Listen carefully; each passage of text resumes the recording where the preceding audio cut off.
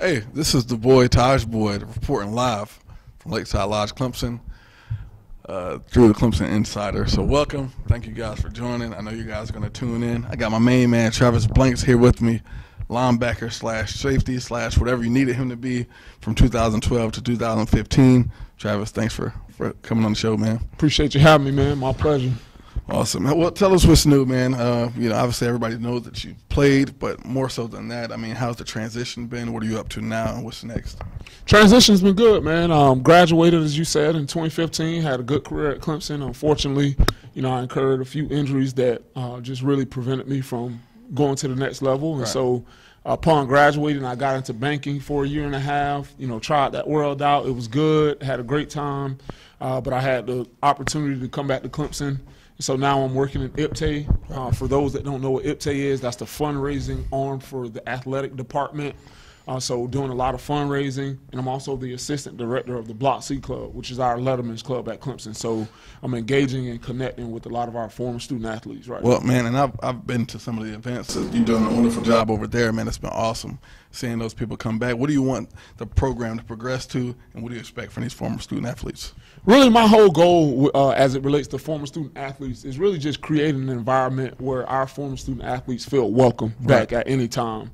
Long after their playing days, long after the program can directly benefit from their talent, I want them to feel like they have a place in Clemson that is truly like their family. Yeah. And not that we've done a bad job at that in the past, but we can always get better. And so that's my main focus, just really reaching out to former student athletes and creating that bridge that they know that someone at Clemson, in Clemson athletics, they still care about me, and there's still a place that I can come back to. Awesome, man. And it's an unbelievable job over there. And obviously, when you look at who you are and what you've done here, you embrace the culture of Clemson.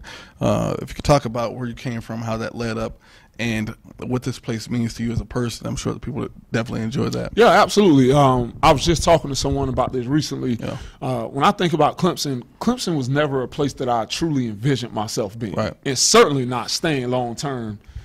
Getting married and just buying a house here and staying here long term, I never envisioned that because I was born in Florida, born in South Florida, raised in North Florida. I'm used to a big city, used to a lot of people, tons of diversity. Just being from Florida is kind of a melting pot.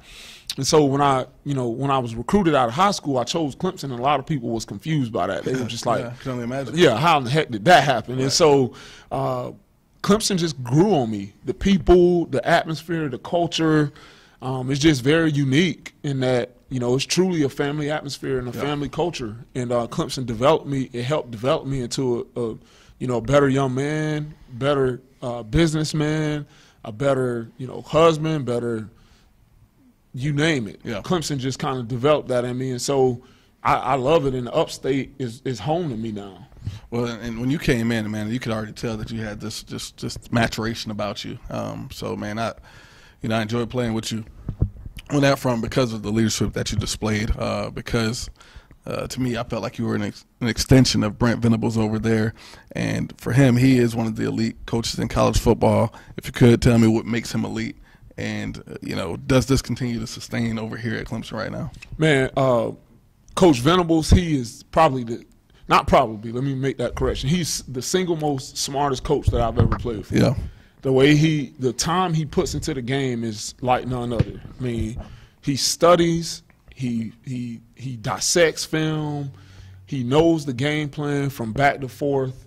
I think he definitely, the success we're having on defense, I think we will be able to sustain it long term. As long as Coach Venables is in place, just because of what he brings. Right. He prepares better than anyone I've ever been around. So for the next, as long as he coaches, we'll be able to sustain the success that we have. Well, look, man, he definitely brings a lot of energy. I'll tell you a quick story. All right, so it would have been the championship season. I was able to come back as a former player and run scout team quarterback for him. All right. Now, granted, man, I'm over here in the packaging industry at a particular time. I got on my suit, my pants, and my slacks, and everything else that nature. And I'm coming in, Coach reached out, was like, hey, can you come quarterback for us? And I was like, absolutely. So one week I was DeAndre Francois. The next week I was Jalen Hurts. And I'm getting out there, and I'm surrounded by a bunch of guys that I don't necessarily know. I felt like that old guy out there. and I got on full gear, man. Jacoby Ford's out there with me at receiver. He's getting jammed over into the rafters. I'm coming off a play fake from Darian Rencher, rolling out to the right, and I'm throwing to Jackson Sweeney, who is, Coach Sweeney's nephew. Right. And, I mean, he's not even getting off the line of scrimmage, man. So I'm rolling. I see Wilkins coming. I get airborne trying to throw a comeback route, and I'm thinking that he's just going to tag off and keep it going. But the man scooped me, dumped me, almost broke my ribs. Definitely didn't sign a liability waiver there, so thank God I wasn't hurt, man. But, Venables was out there screaming and yelling at me like I was still on scholarship. And I said, look, Coach, y'all like paying me to be out here, man. So if Jimmy Green's want to get out here and run it, he can run it, man. So awesome guy, man. So you had on full gear? Full gear, man. Just everything but the vibes. I wore my earrings, and Coach Sweeney was like, you know the rule about earrings here? And I was like, Coach, I don't play here anymore. I don't know what y'all want from me, man. Unbelievable experience, though. And, I've enjoyed his run here. Jimmy Greenbeans. Jimmy Greenbeans. It's a legend out here. When you look at this defense now, and as heralded as they are, when you're talking about the front four, outside of those guys, what do they have to do at the linebacker position, since you've been in that world, in that safety position, to be able to go and compete at a high level? Do they have the guys right now? Do they have enough depth? And what do you expect from them this season? Yeah, I absolutely think we have the right makeup to have long-term success, especially this season with experienced guys like Kendall Joseph, like Jalen Williams, JD and Judah Davis, some guys that have been there and that have had real live game time reps that have played in 2 national championships. I think we're a little bit young in the secondary, but I think we have the right talent and with more experience and more feet in the fire. I think we'll get to where we need to be. Yeah. I really like Tanner Muse at safety. Kid brings a lot of energy, man. He's a banger out there. Yeah, I think he's going. I mean, he already is a good player. He's going to be a great player. Right. I like Isaiah Simmons on that defense. I love. Help me with the name here. Number 12. Kayvon Wallace. Kayvon Wallace. Yeah. I love him at safety. I think he brings a lot to the table. Yeah. Overall, so just to answer your question, overall, I think we do have the right makeup. For sure. I know the defensive line gets a lot of credit. I like A.J. Terrell on the outside and Trayvon Mullins on the outside. So I think we have the right guys that we need. We're a little inexperienced, as I mentioned, but with reps and with time, we'll get to where we need to be. And when it matters, we'll be at the pinnacle, I feel like. And I tell you what, man, again, with that front four, when you talk about the experience that they have, the depth that they have, I mean, it works wonders for guys in the secondary. Because you can guard in 2 to 3 seconds, but if you're sitting back there for 4, 5, 6 seconds, that's rough. Right. You can't guard anybody like that. So I think these guys are going to have a phenomenal year, especially Mullen on the outside, Fields, A.J. Terrell. I mean, those guys are experienced. They bring a lot to the table. But, I think that they're the most underrated part of that defense and one of the most underrated units in the conference. So excited to see how that plays out. Yeah, I'm looking forward to it, man. We're gonna have a big season. I'm really looking forward to it, and I think we have a good chance to really dominate the ACC this year. Sure. Not putting the cart before the horse, but just getting out there and looking at other teams like Florida State, like Virginia Tech, like Miami, a few other teams that have already just put their foot out there so far this year. Just in my observation, I don't see anybody really challenging us, in the ACC. Yeah. So I think if we take care of business at Texas A&M like we should, and we just stay focused week in and week out, I think we'll have a great chance to dominate the ACC this year. Oh, for sure, man. I don't have any ifs, ands, and buts about it. I mean, when you're talking about the A&M team, I mean, they got a really good player over there, Kellen Mond. He's a sophomore quarterback, came from IMG. I watched the first game, I guess it was against Northwestern State, and he went out there and made some unbelievable throws. I mean, the kid obviously has talent, but he's never actually faced a team like he's going to face in this game coming up. But the arena is different. It's not a home game. They're playing at Cal Field. When you talk about the experience of the defense, how much does that weigh into this game as opposed to just being fresh? Because you've been in that environment where you're a freshman, you're going to a loud arena, you got a bunch of unknowns. Obviously, this defense has been there.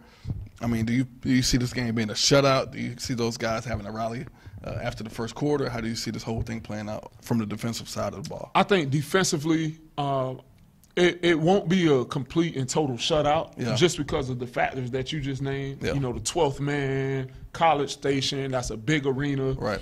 And with inexperience, with youth, you have in those types of environments, you have mistakes. Right. Crowd noise. Whether it's, exactly, crowd noise, whether it's not getting a call, right. whether it's, just being too emotionally charged where you're not completely and totally dialed in. So I think there will be some adjustments, and I think A&M, they may get 1 or 2 blunders on us where they get, 6 or 14 points off mistakes. But I think overall we'll dominate the game. Yeah, and I feel the exact same way. I was really pleased with the amount of playmakers on offense this year. And, man, they just got so many weapons. It reminded me a lot of that 2011 season when we started off with Troy and Wofford. And we saw Sammy Watkins step up, and we saw Nuke Hopkins take that next step. When you look at the guys that they have on the outside, man, I couldn't be more pleased from what I saw in that Furman game. Now, obviously, that was against Furman. They're going to be playing against better talent than that. But the biggest thing that you can get in that environment is the confidence and the skills that you can go out there and compete at a high level against college talent. So very pleased with that first performance, man. Yeah, just what I see from offense, I'm just really at a loss for words at all the weapons we have. I mean, and it's just unbelievable. I mean, from T. Higgins to Justin Ross to I mean, just name all the guys. Yeah, that's I mean, just all those guys, the backfield that we have. The quarterback situation that we have is awesome because we got 2 weapons that can win games. Offensively, I don't see a lot of teams matching up with us pound for pound and being able to sustain that for 4 quarters. No, totally, man. And I wrote a little article about it. I didn't want to lay it out too long, man. It was too many names to mention, but it's exactly that. When you look at this program and where it's at and the way Coach Sweeney's recruited along with the rest of those guys, I mean, legitimately, they got a great program here for the next 9, 10 seasons. And I think that happens, first off, by the type of players you get here, the continuity that they have with one another, but also just the skill set that these guys have. And, man, they just got so many guys. Obviously, this year there was a new rule in effect. You could play 4 games as a freshman, still red shirt. Do you think that happens with any of these guys, such as Lynn J. Dixon or Justin Ross, or do you think they just go ahead and burn it and play the whole season and try to be en route to a national championship this year? Yeah, I think it all depends on injuries because, that's something that you can't control. With a guy like Justin Ross, I see him playing in more than 4 games. Yeah. I don't think you can keep a talent like that on the sideline for sure. For 12 games or whatever the number is. But with a guy like Lynn J. Dixon, we are deep at running back. I could see him, getting quality reps. Right. The first game, he got some quality reps, broke a long run. So I can see a guy like that maybe in a few other names, on the squad, being able to play in a couple of games and still red shirt. But I don't see a ton of our guys doing that. Defensively, I could see a few guys doing it as well. Yeah. Maybe like a KJ Henry, or a name like that. Just throwing out a few names. There may be a few, but I love the rule, though. Yeah. I absolutely love the rule because there's nothing like game day. Nothing like game day. You can practice through spring. You can practice through fall camp. You can do 100 practices, and until those lights come on, you don't know what you truly have in the player. There's not enough crowd noise in the world you can play to get you ready for going into, whatever Williams-Brice is or Doak Stadium, man. It's a different area. It's a different arena, and it's nothing like when those lights hit, man, because it is different from high school, obviously, but to go in there, maybe get behind, have to rally back. You can't replicate that in practice. Yeah, you can't. You can't. You know that from experience. I know that from experience. So it'll be interesting to see kind of how Coach Sweeney and the coaching staff handles that this year. It'll be interesting to see who we play, who we don't play, how the injuries shake out. Hopefully it's not a lot. But I really like the rule that the NCAA put in place there. That's awesome, man. Well, look, Travis, tell people how they can get in touch with you, where they can reach you at, and keep them updated on what you're going to do next. Absolutely. I'm not hard to find, people. If you want to find Travis Blanks, reach me at the IPTAY office. You all know what that is because you want your tickets and you want your parking, right? Okay, but seriously, if you ever need anything from me, you can reach me at my email address at tblanks@clemson.edu. Feel free to ask me any questions that you may have pertaining to the Block C Club or IPTAY or just Clemson athletics in general. I'm not hard to find. Always in Tiger Town. Look forward to hearing from you. Look forward to seeing you. Thank you, guys.